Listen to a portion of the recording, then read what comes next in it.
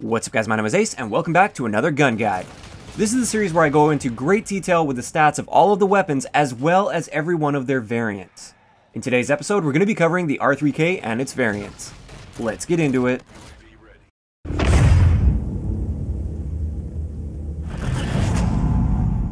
Alright guys, so let's hop right into the base stats for the R3K. As we can see for the damage profile, we've got a damage profile of 35, 32, 30. This means it's always going to be a 3 to 4 shot kill. As for the rate of fire, with it being a burst weapon, we have a 909 rounds per minute burst. So just the 3 rounds firing together, they fire at 909 rounds per minute, and then there's a 300 millisecond delay between each one of these bursts. Because of this rate of fire profile, if we manage to one burst somebody, the R3K kills the fastest in the assault rifle category at 132 milliseconds. Just for reference, this is more than twice as fast as the NV4 is capable of killing. The issue comes when you have to take that 4th shot because you now have to factor in the burst delay, which takes our time to kill among the slowest in the assault rifle category at 432 milliseconds. This means that this gun really rewards precision and it punishes sloppy aim. For our aim down sight time, it's standard in the assault rifle category at 250 milliseconds. Sprint out time, once again, also standard for pretty much every gun in the game at 150 milliseconds. For our reload time, I decided to use the reload add time. So this is the time it takes for the bullets to actually appear in your magazine, and it doesn't factor in that extra unnecessary animation at the end. I didn't do this with the NV4, but I am going to be doing it from here on out for all of the other guns. This is 1.6 seconds for the R3K. For those that are wondering, for the NV4, it has approximately a 1.2 second add time, so the R3K is a little bit on the slower side for the assault rifle category. As for our movement speed, once again standard at 94% for assault rifles, magazine capacity is 30 rounds, and our starting ammo is 90 rounds total, including the magazine you spawn with. So now that we have the basic stats covered there, let's have a look at what this 3-shot kill range looks like on an actual map. As you can see here, we get a 30 meter 3-shot kill range with the R3K, and keep in mind, this doesn't account for headshots. Beyond that 30 meter range, it's always going to be a 4-shot kill out to infinity. Also, for all you hardcore players out there, keep in mind the R3K is always going to be a 1-shot kill in hardcore, assuming you're not shooting through cover. Now moving on to the headshot multiplier for the R3K, normally we would just cover the headshot multiplier, but with the R3K, we also get the same multiplier for the neck as well. And this multiplier is 1.15, which is a little bit better than all of the other assault rifles. All the other assault rifles have only a headshot multiplier of 1.1. But what this means for the R3K is it takes our head and neck damage profile to a 40, 36, 34. And what this means is all you need to do is land one of your shots out of the 3 in the neck or the head, and it will extend your 1 burst kill potential all the way out to 43 meters, which is beyond the NV4's 4-shot kill range. This is what it looks like on a map. Keeping in mind, like I said, this just assumes that you hit only one of your bullets out of the 3 in the neck or the head multiplier. Now technically, because we get that 34 damage profile for the longer ranges if we hit them in the head or the neck, it is possible to deal a 3-shot kill out to infinity. But keep in mind, beyond 43 meters, factoring in the recoil with the R3K, it's got a little bit of vertical recoil, it's simply not practical to assume that you can hit all 3 of your shots within the head or neck multiplier. So therefore, our practical 1 burst kill potential is extended to 43 meters, assuming we land one of those shots in the head or the neck multiplier. Moving on to the Faraday slug, this takes our headshot multiplier up to a 1.35 multiplier, which takes our headshot only damage profile to 47, 43, 40. What this means, and this is actually quite surprising and a lot of people don't know this yet, it has no impact on your shots to kill between 0 to 43 meters. Because you already had that great headshot bonus before the Faraday slug, this attachment is next to useless on this gun. It only helps you beyond 43 meters, and most of your gunfights are going to be well within 43 meters. Moving on to the R3K's hip spread, it's just a little bit worse than the NV4 Type 2 and OSA, which is sort of the standard assault rifle hip spread, so it's not amazing, but at the same time, it's not that terrible. Moving on to recoil, as you can see, each burst has a very predictable and vertical recoil pattern, and it tends to return completely to center between each burst, even if you're firing it as fast as possible. So therefore, it is quite accurate, but you do have to compensate for that little bit of vertical recoil within each burst. One last thing to mention with the R3K is its idle sway. The idle sway is slightly different than some of the other assault rifles in that it just kicks in sooner. So when you first aim down sight with most assault rifles, the idle sway doesn't kick in for a couple seconds. With the R3K, it does kick in very, very quickly, so you also have to factor that into its accuracy. So those are all the stats for the base R3K. Now let's hop into the variants. And first up, we have a common variant of the R3K called the Counterbalance. The Counterbalance only gives you one weapon perk, and that weapon perk is Stability, which reduces your recoil and stacks with foregrip. If you remember from the last episode, this gives you a 3% reduction to your view kick. Foregrip will give you a 7% reduction to your view kick, so if you combine them, you get a total of a 10% reduction to your view kick. Here's what the recoil pattern looks like. On the left, we've got the base R3K, in the middle, we've got the R3K Counterbalance, and on the right, we've got the Counterbalance with the foregrip equipped. And as you can see on the right-hand side, it's very noticeable how much tighter your groupings are going to be. At close to mid-range, it's not really necessary because the recoil is extremely vertical, so you just have to aim lower on the body. But once you get to those longer ranges, or if you're actively going for headshots, this can be very helpful to stack Stability with the foregrip on the R3K. So the Counterbalance I find to be an excellent choice if you're actively going for headshots. Just remember, you don't need a Faraday slug. Moving on to the rare category, our first rare variant that we have is the Spearhead. This is the new one. This one just got added recently. And with this one, you get the stacked weapon perk, which reduces the time between burst fires and increases your recoil. And then you also get Flak, which increases the damage to score streaks, and it will stack with ram servo. So first, having a look at the stacked weapon perk, what this does based on my hand testing is it reduces your burst delay to 250 milliseconds from 300 milliseconds. This is very noticeable in the game, and this is why this has become the most popular variant for the R3K. Tons of people have gone out and spent salvage on it, and it's really not a bad idea, but let's have a look at that recoil increase, because as you can see here, that recoil is increased fairly significantly. Now again, at least that recoil is still very vertical and very predictable, so really you just have to aim lower on the body and you'll be just fine. But if you're trying to challenge people at a longer range, or if you're trying to use this to go for headshots, you're going to have a hard time. So this variant is excellent at close to mid-range if you're not going for headshots. As for Flak, I did a little bit of testing on this, and it seems to only increase your damage against score streaks by about 15 to 20%. And just for reference, if you're shooting at a shock sentry, it takes you 6 bursts to kill it with the R3K Spearhead, and with the base R3K, it takes you 7 bursts. So in reality, this is a nice little bonus, I guess, but it's not something that's going to be helping you out a lot.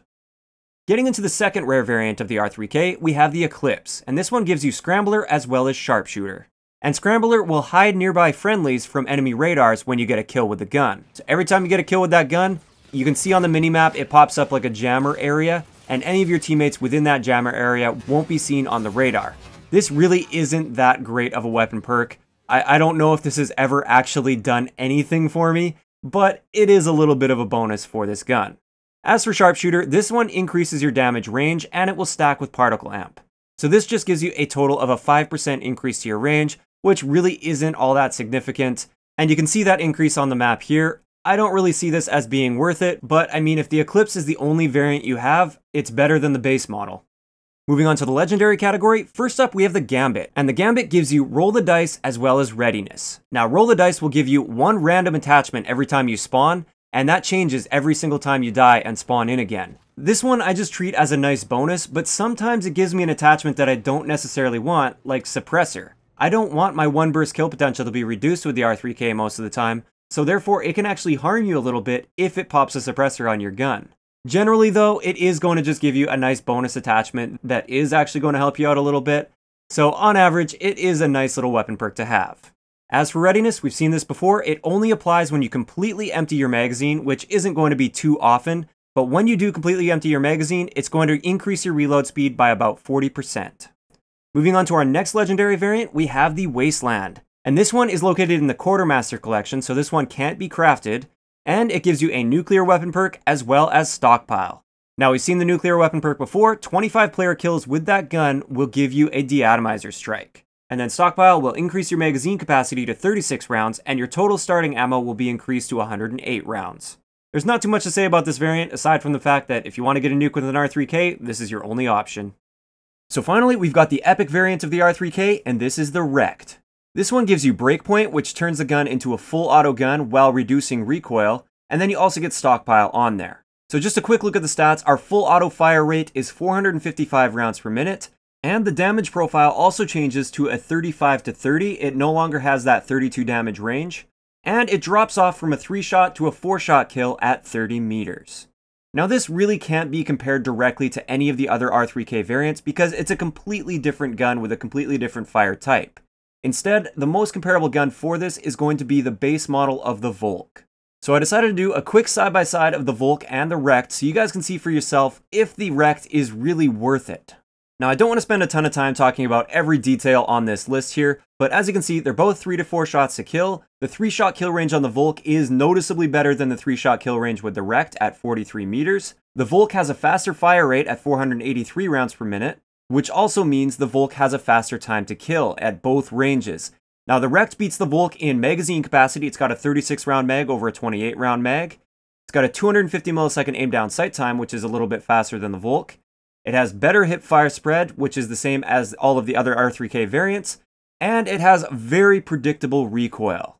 Let's first have a look at the range difference here on the map, and as you can see, it's a noticeable difference to the 3-shot kill range. The Volk definitely has a clear advantage when it comes to that, but this is where recoil really comes in.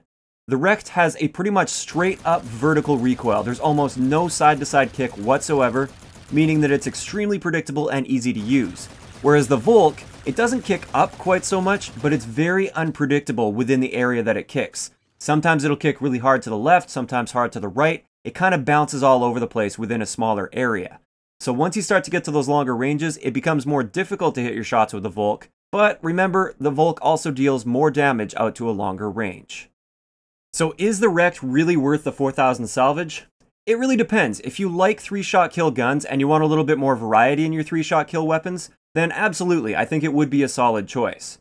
Just keep in mind, there are great alternatives out there that you don't need to spend salvage on, like the base Volk, and also the RPR Evo in assault rifle mode is also quite comparable to the Rekt. It's got the exact same 3-shot kill potential as the Rekt, and a bunch of the other stats are very similar as well. So you've got other options out there for 3-shot kill full auto assault rifles, but if you're looking for one more option, then I would say this is worth the 4,000 salvage. So those are all the variants for the R3K. Which are my favorites and which do I think are the best?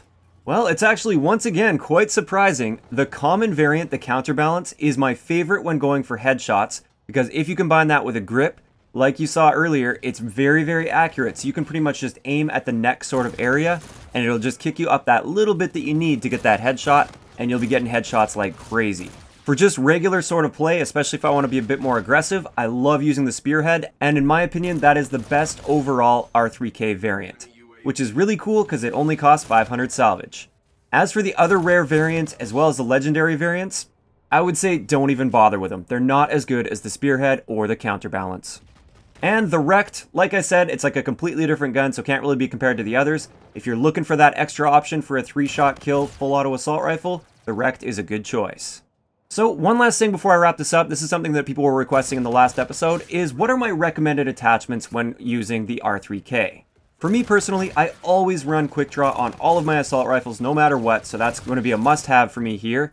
I also really like using a sight on the R3K. I'm not a huge fan of the iron sights. I wouldn't say they're terrible, but with that weird idle sway and stuff, I like to be zoomed in a bit more, so I feel like I have a bit more control over my shot.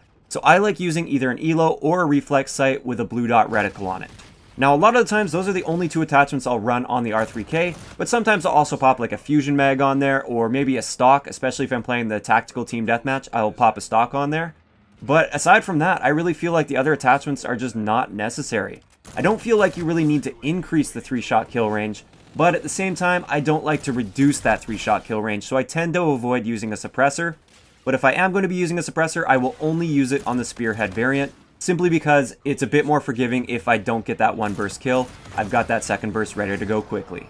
Also, just wanted to point out that Faraday Slug is essentially useless on this gun in my opinion. Like I said, it doesn't change your shots to kill up until beyond 43 meters, and because of that, I just feel like it's a wasted attachment, even if you're actively going for headshots. So there we have it. I'd like to know in the comment section below, which of the R3K variants is your favorite to use in the game, and what kind of attachment setup do you usually run with? If you enjoyed the video, a like rating is always appreciated, and don't forget to subscribe for more if you haven't already. I'll talk to you guys next time.